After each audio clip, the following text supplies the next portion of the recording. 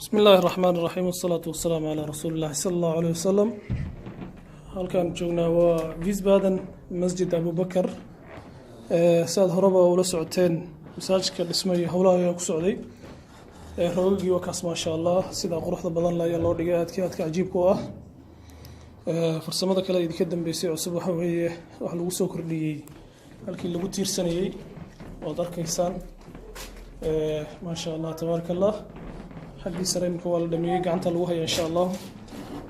أنا وابس كده ما تبي خلاص سويه أنت ودم بيسوي على الصمينيو ولا لبض ما وإحنا نسوي دي واحد هذين المساجد كا اسمها تكشى كيسان مروا الباب هذا الهيسان مرجع حرب إن شاء الله غيبتنا غيبتي هو سويه ورجع قروح بدل العصا يلا دقي اسمها مروا الباب مشينا عن سواد القادنا وحكم ده هل كان هو سوليه دي رجع saas ayaa loo habeeyay iyaga loo qurxiyay ma sha Allah labada qolna rag ayaa iskala halkaasna waa qaybtii weysada way ma sha Allah markii hore laba qof kaliya ay ahaan jirtay laakiin imika waxa ku weysan kara saddex qof saad aragtaan ninkii garanaya ama gabadhii garanaysa way garanaysaa albaabkaasi waa albaabka musqusha kana waa kii jikada ama madbaxa saa markaad u soo socotid jikada albaabkeeda waa la sameeyay ma sha Allah الباب من لهان شيرين الباب كده ولا سوي ريي الباب أنا لو حري مركي للدنا لحران كرا مركي للدنا لفرق كرا كده واتا شمعة سيارة دقي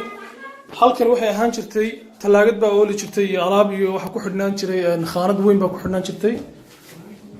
أمبيسين كم هي مركا خارد ولا قفري الباب كسيارة قد اللاعي قيبتي الرجع وقدر كاس لو سميي ayaa halka lagu kala xiray xindaabkaas loo kala sameeyay ma sha Allah dumarka xitaa rinjigii dumarka aad iyo aad ka qurux badnaa loo mariyay waatan marka musqushi dhismaha ka sheekeynina waa kan waqtiga badan naga qaatay inta badanna soo runta aan ku hawlaneen labadaas meeshii ku wasiisay dumarku albaabkaasina waa halkii musqusha caadiga fadhiga hawshaas ay ku yaaleen bahaladaasina waa bahalada saabuntii hawlahaas weeye wali hawla yar baa u dhiman aan badnayn albaabkaasna dumarka ayaa iska leh marka albaabkan waxa iska leh qaybta weysada albaabka dambe waxa iska leh qaybta fadhiga lagu talgalay in lagu xaajoodo marka dhismuhu liidin sheegay walaal waa aynkaas weeye jazaakumullahu khayran sidaana ula socda insha Allah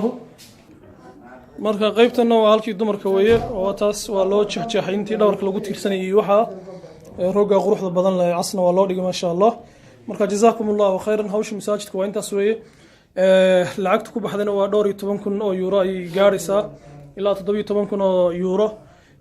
suuliga dhisitaankiisa iyo hawlahaas iyo roog qaali aad u ahaa marka barakallahu fiikum wali tabarucaadkii u socdaa masaajidku walaalkii ama walaashii wax ku tabaruci karta insha Allah